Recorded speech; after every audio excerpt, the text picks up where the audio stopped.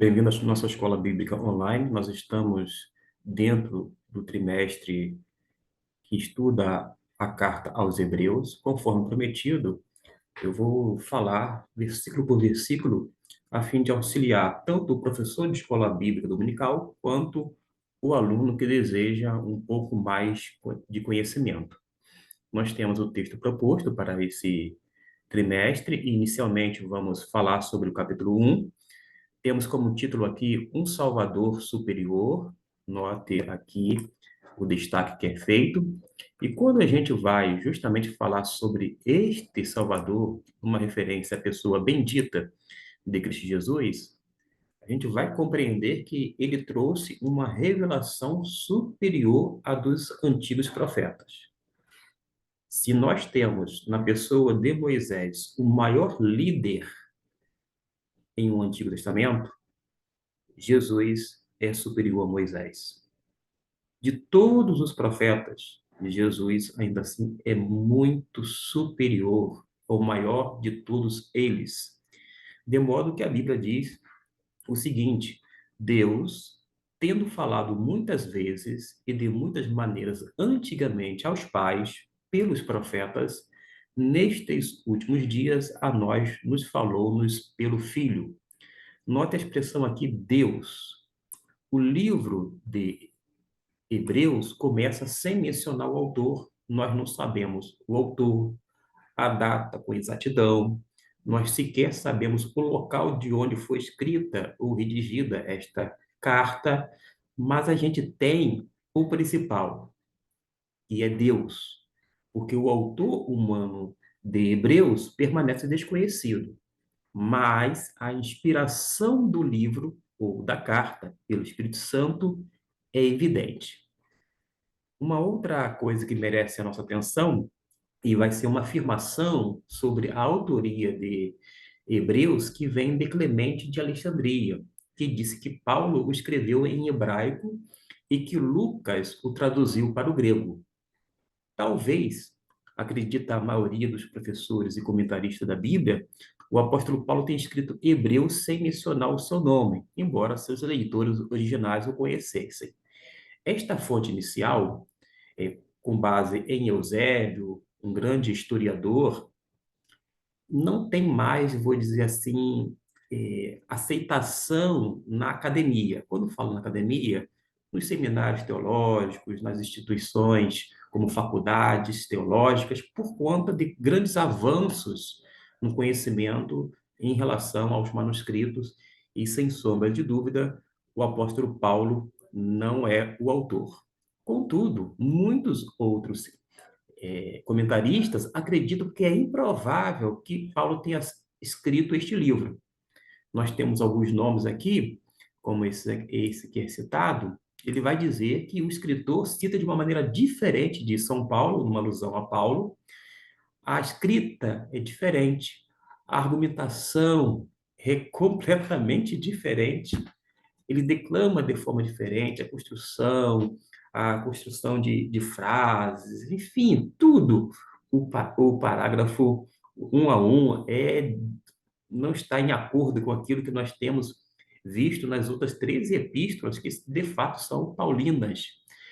Então, como o estilo de Paulo é diferente, o estilo de pensamento, a gente pode ter uma compreensão de que não é o apóstolo Paulo. Muita conjectura já foi feita, dizendo que o escritor seria Barnabé, seria Apolo. Gente, é tudo especulação.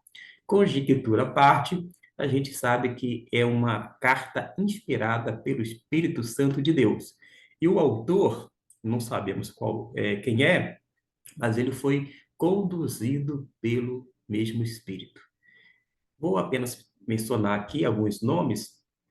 Bruce, F. Bruce, que é um estudioso do Novo Testamento, vai citar Calvino, porque está escrito assim: a maneira de ensinar e o estilo são provas suficientes de que Paulo não foi o autor. E o próprio escritor confessa no segundo capítulo, no versículo 3, que ele foi um dos discípulos dos apóstolos, o que é algo muito diferente da maneira como Paulo falou de si mesmo. Vou fazer a leitura que diz assim: Como escaparemos nós se descuidarmos de tão grande salvação, a qual, tendo sido anunciado inicialmente pelo Senhor, foi-nos depois confirmada pelos que a ouviram? Logicamente, não se ajusta, ou seja, Paulo não se enquadra dentro desse perfil.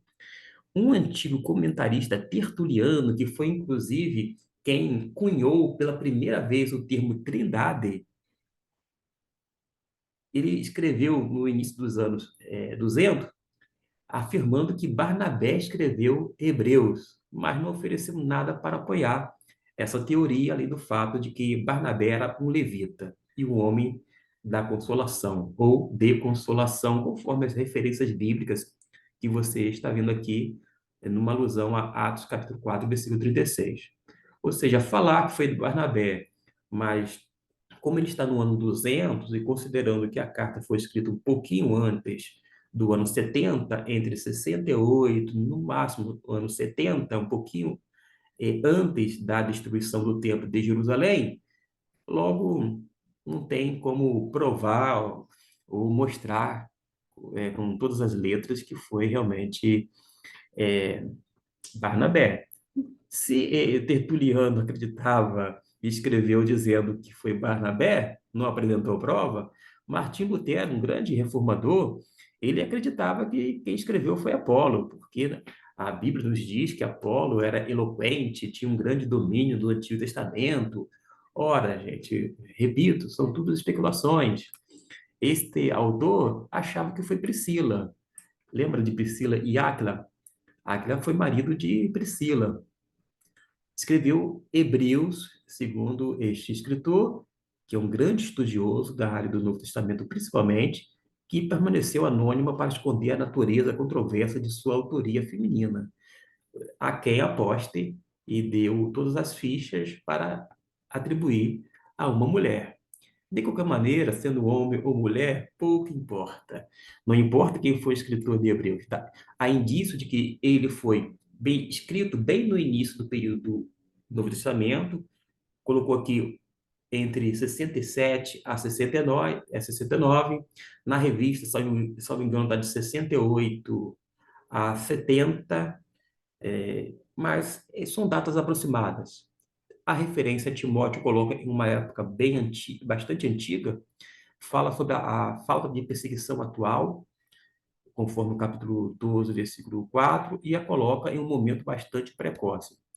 Finalmente, a falta de referência à destruição do templo provavelmente o coloca antes de 70 depois de Cristo, quando Jerusalém e o segundo templo foram destruídos, visto que o escritor de Hebreus está preocupado com a transição da antiga aliança, parece improvável que ele tivesse ignorado a destruição do templo, se esta, né, já tivesse ocorrido antes de escrever a carta. Sem dúvida alguma, não ocorreu depois de 70. E quando a gente menciona uma vez mais Deus, é assim que o livro começa.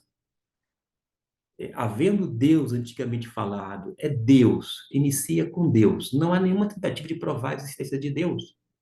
Ou você acredita em Deus, ou não acredita. Não tem como provar no sentido de colocar Deus num tubo de ensaio de laboratório para mostrar que ele existe. Não, não tem cabimento. Alguém um tempo atrás falou sobre a chamada partícula de Deus, como se Deus fosse alguma partícula, algum átomo ou algo semelhante para poder ser verificado não a olho nu, mas através dos microscópios e etc e tal. Nada disto. Deus é Deus.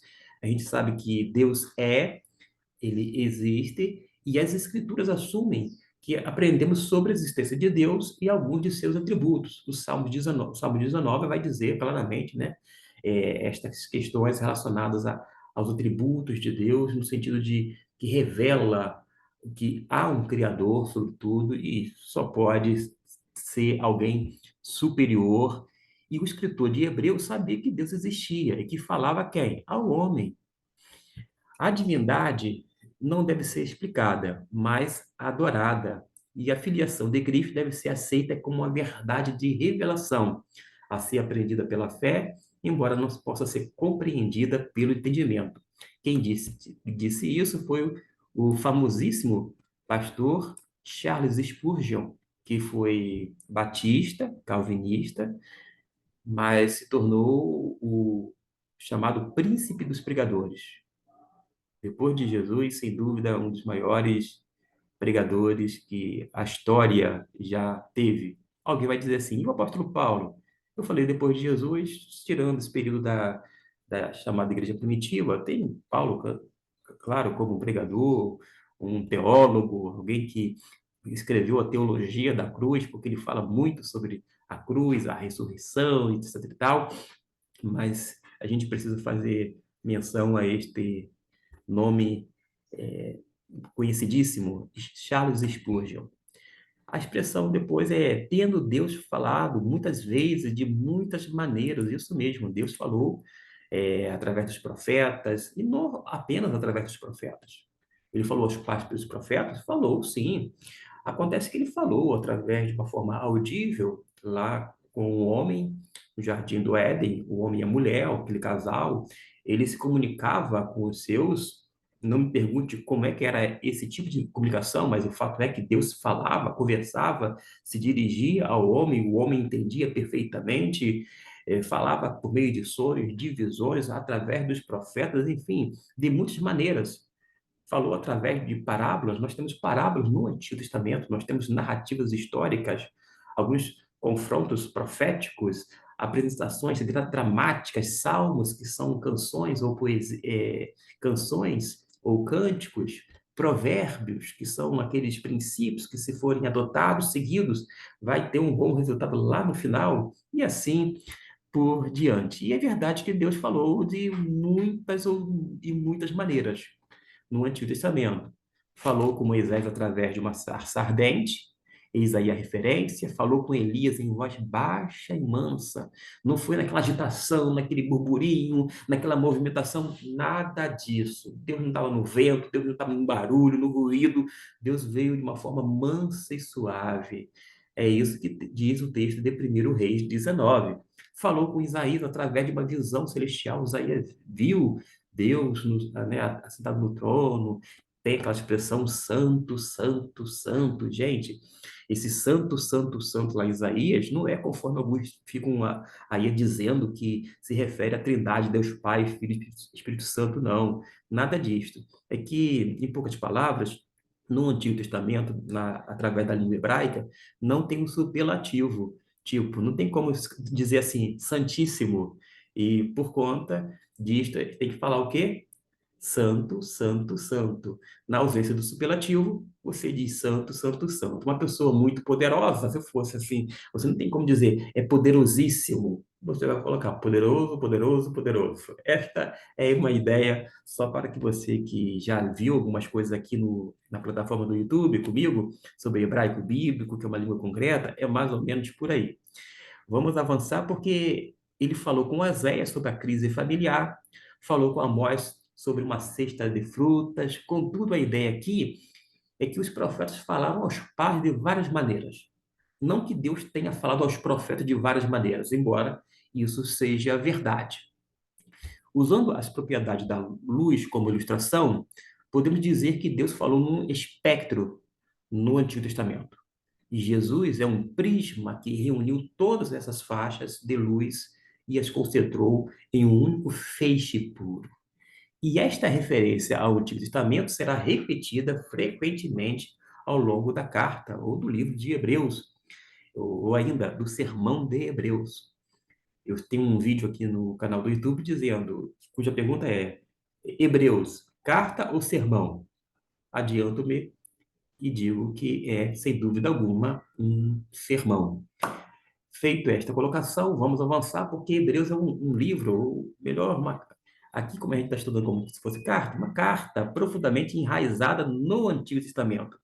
Tem 29 citações e 53 alusões ao Antigo Testamento, no total de 82 referências, e significativamente, Hebreus não se refere nem uma única vez aos livros apócrifos. E alguém vai dizer, quem é que vai se referir a livros apócrifos? Ora, ora, ora. a carta de Judas, não Iscariote, mas Judas, aquele irmão de Jesus, filho de Maria, irmão de Tiago, que escreveu aquela epístola tão curtinha, mas porém tão importante, ele vai citar livros apócrifos. Mas Hebreus não cita. Ele vai se concentrando muito no Antigo Testamento. Agora, Hebreus é um caso à parte. É um estilo excepcional, um grego muito polido, um camarada refinado e é, sem dúvida alguma, em termos de linguística, o texto mais bem estruturado e elaborado e produzido através do grego koiné. Nestes últimos dias, se refere à era do Messias, numa ilusão a Jesus. Pode ser um longo período, mas é o último período. Por causa de quê? Quando a Bíblia fala em últimos dias, será que a Bíblia está falando para, tipo, milhares de anos depois? Não, gente. Eles já viviam nos últimos dias. Pedro, quando se levantou para falar aos presentes no dia de Pentecostes sobre o que havia ocorrido, ele se levantou juntamente com os 11 apóstolos, ele vai dizer que nos últimos dias seria derramado o Espírito Santo, etc e tal, fazendo alusão à profecia de Joel, capítulo 2. João, ele vai dizer que nos últimos dias haveria muitos anticristos, e ele diz, olha, já chegou, nós já estamos vivendo nos últimos dias. Quando fala últimos dias, é na última era, ou nas últimas eras, por assim dizer. De qualquer maneira, os últimos dias não somente não se refere primeiramente ou necessariamente para milhares de anos depois, como o nosso século 21. Pelo contrário, eles já estavam vivendo nos últimos dias. E nesses últimos dias aqui, na era do Messias, na era de Jesus, ele o quê? Nos falou. Ele nos brindou com a palavra de Deus. Ele nos falou porque Jesus é a palavra de Deus encarnada, isto mesmo. Jesus é o Logos de Deus, palavra de Deus. É isto que a Bíblia diz lá em João, capítulo 1, versículo 1. E esta é a primeira menção geral de leitores, mas eles não são especificamente identificados. No contexto da obra, identifica claramente como uma carta, ou até mesmo como sermão, como já disse aqui, ou ainda uma escrita ou ensaio a cristãos judeus do primeiro século. A estrutura de Hebreus é diferente da de outros livros do Novo Testamento. Começa com um ensaio, continua como um sermão e termina como uma carta. Obviamente, Hebreus foi escrito para cristãos de origem judaica, mas também foi escrito no clima grego, com sua análise de Jesus como a realidade última. Até porque sempre vai se referir às coisas do Antigo Testamento como sombras. E a realidade última é, sem dúvida, Cristo Jesus. Hebreus é basicamente, quando fala que um livro é uma carta que exorta os cristãos desanimados a continuarem fortes com Jesus à luz da total superioridade de quem ele é e do que ele fez por nós. Diz que ele nos falou através do Filho. Não é tanto que Jesus tenha trazido uma mensagem do Pai. Jesus é a própria mensagem. A ideia é que Jesus é muito mais que o melhor profeta. Ele revelou algo que nenhum outro profeta poderia revelar. A revelação do próprio Jesus foi única, porque não só era puramente a mensagem de Deus, como foi o caso de todos os outros escritores que foram movidos, mas também era a personalidade de Deus através da qual a mensagem veio. A personalidade de Paulo, Pedro, João e outros escritores bíblicos fica clara com seus escritos. Contudo, na revelação que vemos a personalidade de Deus, a gente vai observar isto de uma forma muito clara. O livro ou a carta aos Hebreus não apresenta Jesus falando sobre si mesmo. Há um sentido em que o filho não fala em Hebreus. O pai fala sobre o filho. O livro de Hebreus é Deus Pai nos contando sobre o seu filho. E se os homens não puderem aprender sobre Deus através do Filho, nenhuma quantidade de vozes ou ações proféticas os convencerá. Destaco aqui essa frase deste autor aqui indicado. Vamos falar agora sobre essa descrição, são 7 descrições do Filho glorioso, numa referência a Jesus. O texto bíblico, vocês já têm em mãos, fala que ele foi a quem ele constituiu herdeiro de todos. Isto indica uma seção gloriosa que vai descrever Jesus, primeiro, como o herdeiro de todos, e esta é a ideia de que Jesus é preeminente, o que está de acordo com a sua posição como primogênito de toda a criação. Jesus é pré-existente e, por sua vez, herdeiro de todos, e eu acrescento, de tudo. Esse tudo é por minha parte, mas você entendeu o que eu quero dizer. Ele fez o universo, é uma outra expressão. A palavra grega aqui traduzida como universo é aion, de onde vem a palavra eon. Significa que Jesus fez mais do que o mundo material. Ele também fez os tempos, a própria história, é a criação do Filho de Deus. Lembrando que Jesus não foi criado e sim gerado. Ele não foi criado porque ele é pré-existente. Ele é sempre eterno. Jesus é o alfa e o ômega, é o princípio e o fim, mas foi gerado no sentido de que, num determinado tempo da história humana, ele foi introduzido no mundo.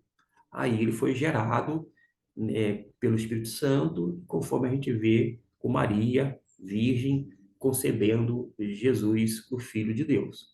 Temos o resplendor da sua glória. Jesus é o resplendor da glória do Pai. Esta é a ideia. Porque a antiga palavra grega para brilho, aqui é apaugasma, que fala do brilho que brilha de uma fonte de luz. Ele não é uma glória, não é um resplendor da sua própria glória, mas a glória do Pai. Ele reflete o Pai e assim por diante. Nesse sentido, Jesus é o brilho da glória de Deus. Nunca vimos o sol, apenas os raios de sua luz quando chegam até nós. Da mesma forma, nunca vimos o Pai, mas vemos através do esplendor do Filho de Deus. O antigo filósofo grego Filo usou aquela palavra grega, apaugasma, para descrever o Logos, o ser, o mente inteligente que ordenou o universo. A gente sabe que lá em João está escrito que e o Logos era Deus, e o Logos estava com Deus, e sem ele nada do que foi feito se fez. De modo que o Logos, uma alusão à pessoa de Jesus, como palavra, é quem criou todo o universo de uma forma inteligente, sendo também um Deus moral, e estabeleceu todas as coisas existentes.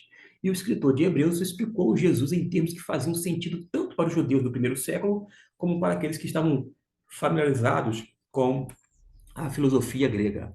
Mas tem uma outra expressão, são sete, a própria imagem da sua substância. A ideia tem uma semelhança tão exata como se tivesse sido feita por um selo. Jesus representa Deus exatamente. Quer ver Deus? Bastava olhar para Jesus Cristo. Ele sustenta todas as coisas pela palavra do seu poder. A ideia por trás da palavra traduzida, sustenta, é melhor entendida como mantém. A palavra não carrega a ideia de segurar algo passivamente, como o mítico Atlas segurou a terra, mas sim de mantê-lo ativamente, sustenta com esta ideia. No seu ministério terrestre, Jesus demonstrou constantemente o poder da sua palavra. Ele podia curar, perdoar, expulsar demônios e acalmar a fúria da natureza. Tudo com a pronúncia de uma palavra. E aqui podemos ver que a sua palavra é tão poderosa que pode sustentar todas as coisas. O verbo sustentar é significativo da obra constante de Cristo em relação ao mundo. Cristo sustenta todas as coisas, tudo, o universo, enfim, ele é o Criador e também o mantenedor do universo, tendo efetuado a purificação de pecados através dele mesmo. Ou seja, pela descrição anterior, sabemos que o Filho de Deus é um ser de grande poder e sabedoria. Agora sabemos que ele também é um ser de grande amor, que expurgou a culpa e a vergonha dos nossos pecados. Ele fez isso através de si mesmo, mostrando que ninguém mais poderia fazer isso por nós, nem nós poderíamos fazer isso por nós mesmos. Temos agora ele sentou-se à direita da majestade nas alturas. Que coisa linda! Esta é uma posição da majestade, de honra, de glória, de uma obra completa. Ele realizou e ele pôde sentar após a tarefa cumprida. Só a sua posição é suficiente para colocá-lo acima de toda a criação. Vimos, portanto, 7 características, 7 alusões ou aspectos sobre a pessoa de Jesus no que ele fez e a gente fica maravilhado. Agora a gente vai dar uma olhadinha, porque nós temos aqui a informação de, portanto, Jesus é superior aos anjos. Diz o texto, tornou-se muito superior aos anjos, pois herdou um nome mais excelente do que eles. Vamos por parte. Feito muito para é muito superior aos anjos. Esta descrição de Jesus nos versículos anteriores nos mostra que ele é superior a qualquer ser angelical. Ao arcanjo Miguel, também. Ao anjo Gabriel, claro. Contudo, isso nos diz que Jesus foi feito superior aos anjos. Poderíamos dizer que ele é eternamente superior aos anjos, mas também foi feito superior aos anjos. Jesus foi superior no sentido de que foi aperfeiçoado, isso mesmo, completo como nosso redentor. Ele nos resgatou das trevas e nos trouxe para a maravilhosa luz. Através de aflições, ele foi homem experimentado, homem de dores, algo que nenhum anjo jamais fez. Este autor de nome Thomas, reuniu as descrições de Jesus dadas nesses versículos, culminando no versículo 4 do capítulo 1. Cristo é o herdeiro, Cristo é o Criador, Cristo o revelador, Cristo o sustentador, Cristo o redentor, Cristo o governante, Cristo supremo, ou seja, quanta coisa alusiva à pessoa bendita de Cristo Jesus. Vamos para mais um aspecto a ser trabalhado aqui nessa exposição, porque tem um nome mais excelente que eles. O status superior de Jesus é demonstrado pela superioridade de seu nome, que não é apenas um título.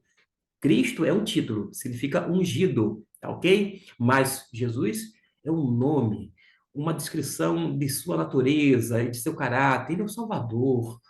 Ele também é descrito depois como Emmanuel, Deus conosco, coisa boa, coisa maravilhosa, ter um Deus ao nosso lado.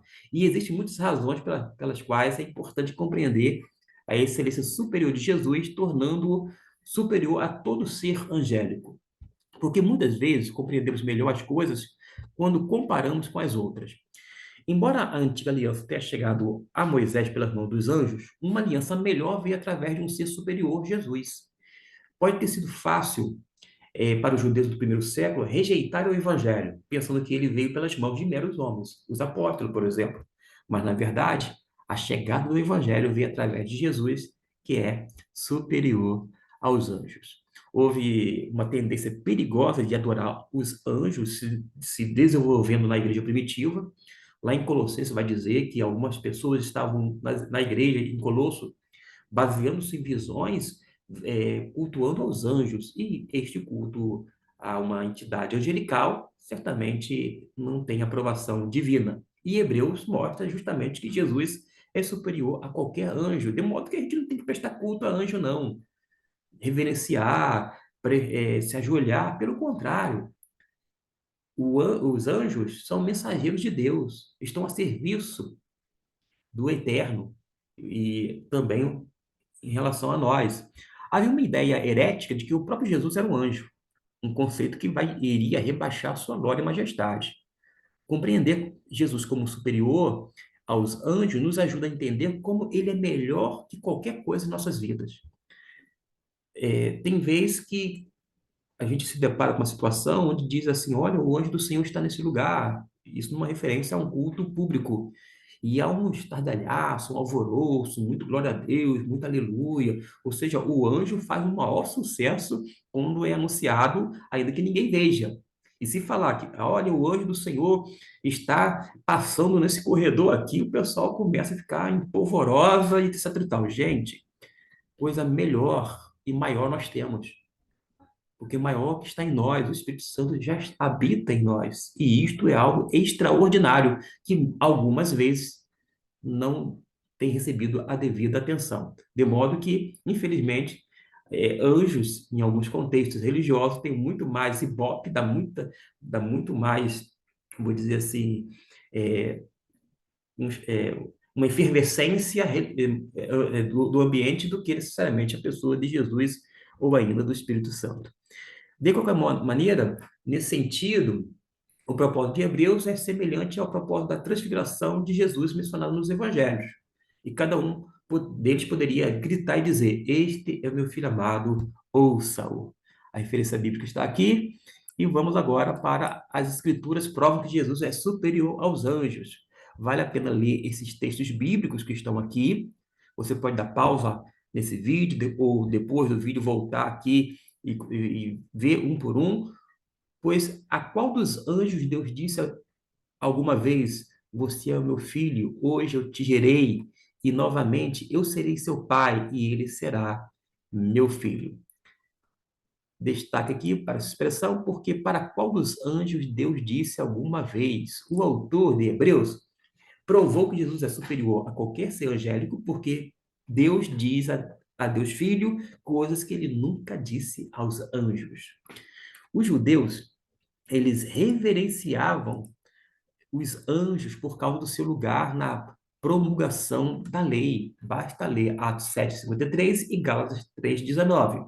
E era essencial que os cristãos judeus aprendessem com essa comparação algo da infinita superioridade de nosso Senhor sobre os seres angélicos, que tinha um lugar tão proeminente na vida cristã. As coisas menores, se lhes for dada mais atenção, podem ocupar um lugar maior do que as coisas maiores e mais importantes. Vou deixar essa frase que vale a pena você, parar e meditar. Dá uma pausa no vídeo, leia devagar e pensa direitinho. Que dizer, né? Se você veio aqui e leu isto aqui, já se dá por satisfeito. Não perdeu tempo, acredite. Vamos continuar, porque o tempo não para, nós temos mais afazeres, eu tenho outros compromissos daqui a pouco, você também vai ter mais compromissos, quem sabe você pode voltar a outro momento, mas acontece que o escritor de Hebreus, obviamente, pensava que Deus falava através de autores humanos é, do Antigo Testamento. Tu és meu filho. Eis aqui a indicação de Salmo 2:7, mostra que Deus chamou Jesus de filho, que é o nome mais excelente de Hebreus.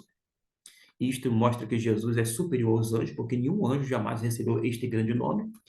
E embora os anjos possam ser chamados coletivamente de filhos de Deus, como em Jó, capítulo 1, versículo 6, nenhum anjo recebeu esse título individualmente. Tá bom? Quando fala em Jó 1:6, no hebraico é Benei Elohim, filhos de Deus. Vejamos aqui, hoje te gerei. Deus também falou com Deus Filho e o descreveu como gerado. Jesus não foi criado, Jesus foi gerado. Fala da igualdade de substância e essência natural entre o Pai e o Filho. Significa que o Pai e o Filho compartilham o mesmo ser. São três pessoas distintas no único ser de Deus, um ser divino. Nessa essência divina, tanto o Pai, quanto o Filho, quanto o Espírito Santo compartilham desta mesma essência. E eu serei seu pai e ele será meu filho. O fato de Jesus ser filho de Deus, ele inclusive se submete funcionalmente, mas isto não faz dele ser inferior ao pai, pelo contrário, há uma plena harmonia em relação às três pessoas da Trindade. E esta citação de Samuel 7, versículo 14, é um outro exemplo de algo que Deus Pai disse a seu filho, que ele nunca disse a nenhum anjo.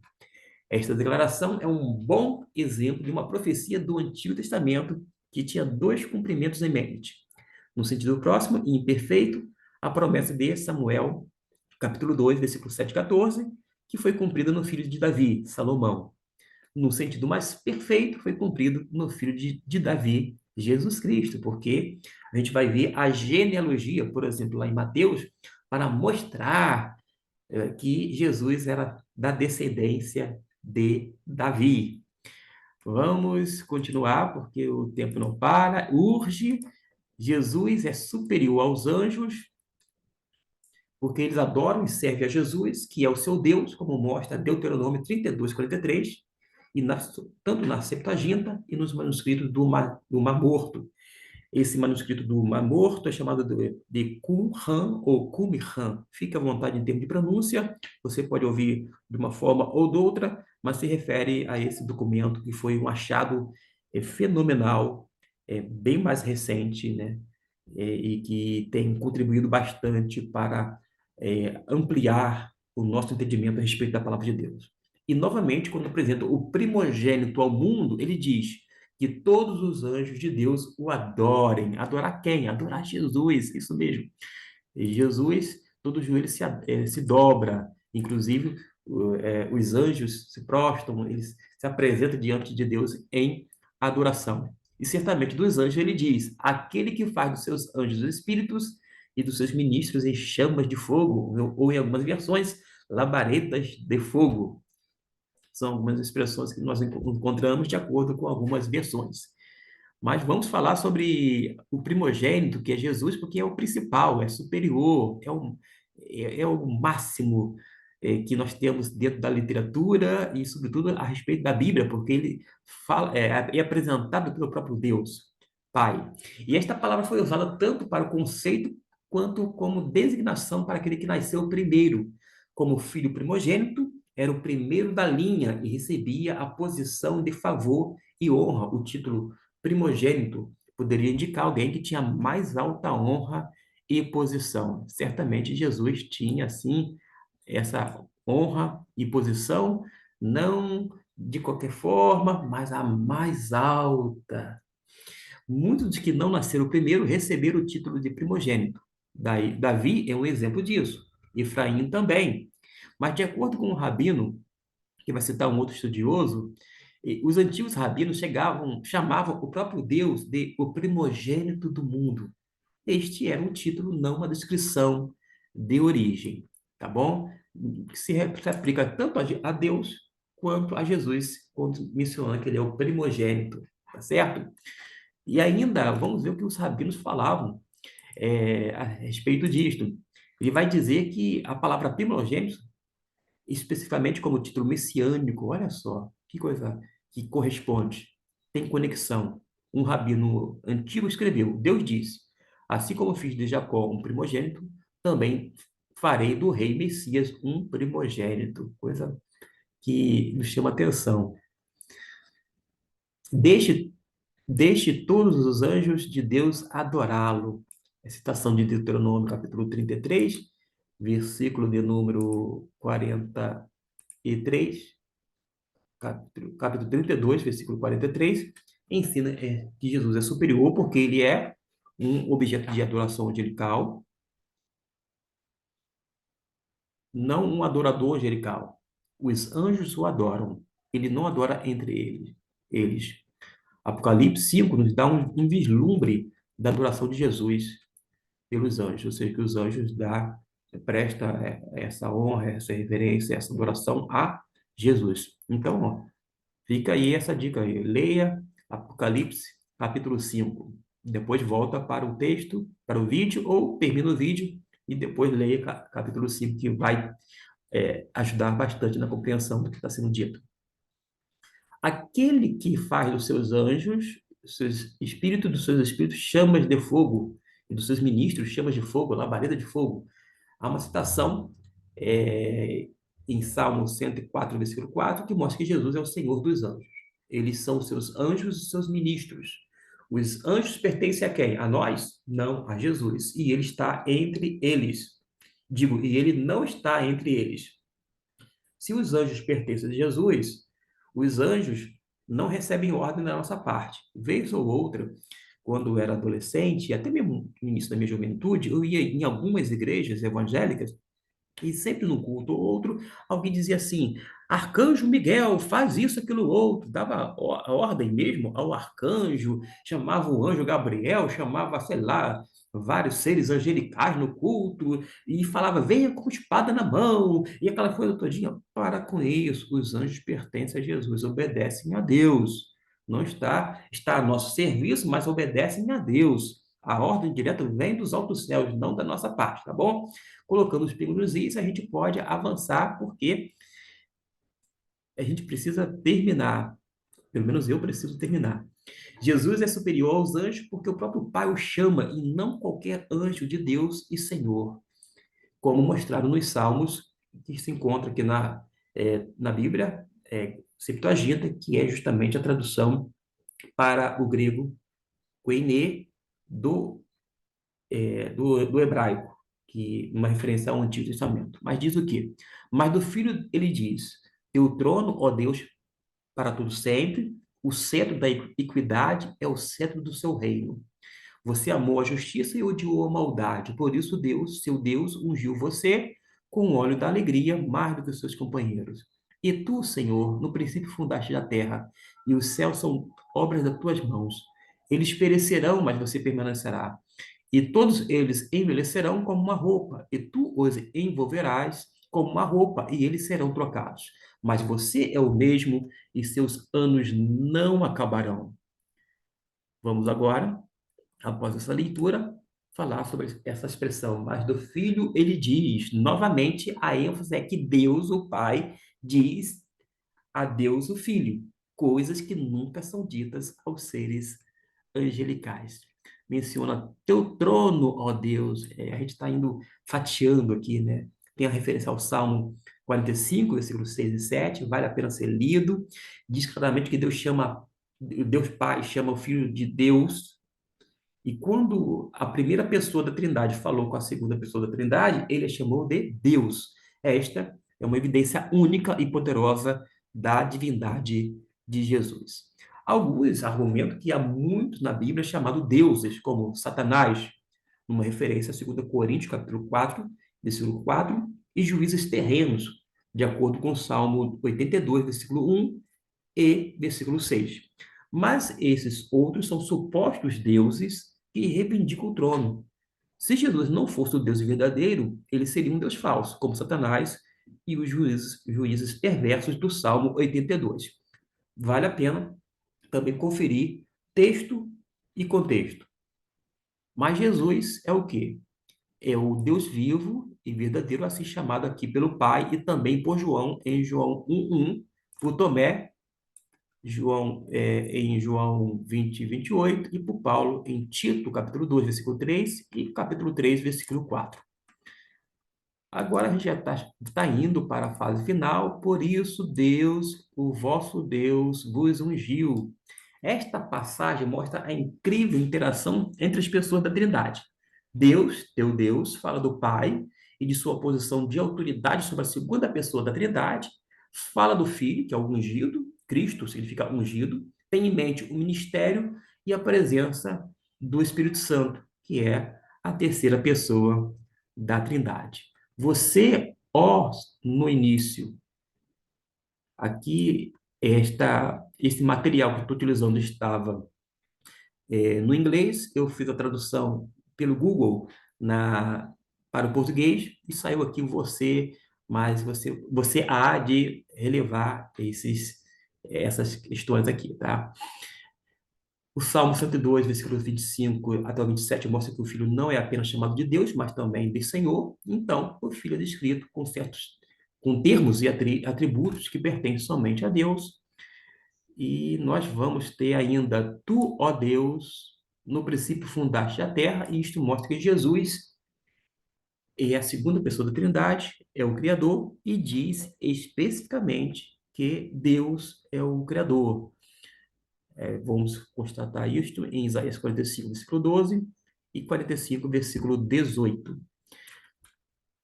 Eles perecerão, mas você permanecerá. Isto mostra que Jesus é a segunda pessoa da Trindade, é autoexistente, deixo aqui o destaque, assim como nos diz os salmos aqui referidos. E você os envolverá como a roupa e eles serão trocados. Isto mostra que Jesus, a segunda pessoa da Trindade, é soberano, com autoridade sobre toda a criação e história, assim como o Salmo 102, 25 até o 27, sobre Yahweh, uma referência ao Senhor, ou ainda Adonai. Você é o mesmo, esta foi a tradução feita pelo Google, mas isto mostra que Jesus a segunda pessoa da Trindade, de forma que a Trindade como a segunda pessoa da Trindade é imutável, Jesus é imutável e eterno. Seus anjos não acabarão. Diz sobre Deus, o escritor de Hebreus, diz isso que se aplica também a Jesus.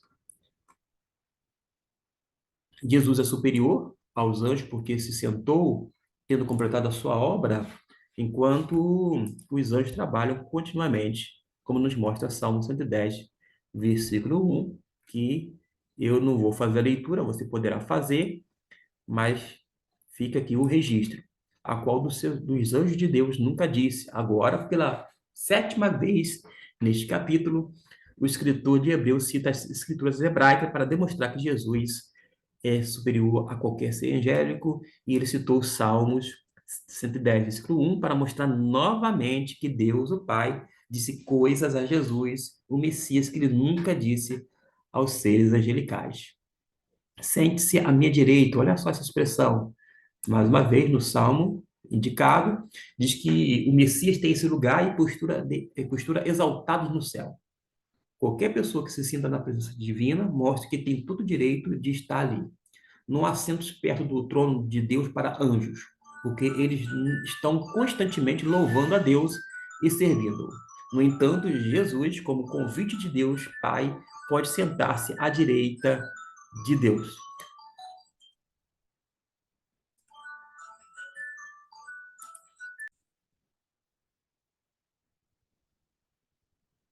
No entanto, a gente observa que não é bom ficar muito confortável na presença da majestade. Há uma história sobre um homem chamado Lear, que foi contratado para dar aulas de arte à rainha Vitória. As coisas estavam indo bem e Lear começou a se sentir em casa no palácio. Gostava de sentar-se em frente ao fogo, encostando na lareira e aquecer-se relaxadamente. Mas cada vez que o fazia, um dos atendentes da rainha o convidava para ver algo do outro lado da sala, fazendo-o se mexer. Ninguém lhe explicou, mas depois de um tempo ele entendeu. As boas maneiras ditavam que era errado um súdito ter uma atitude tão relaxada na presença de sua rainha. Jesus não é um súdito, ele é soberano e está sentado na presença da majestade.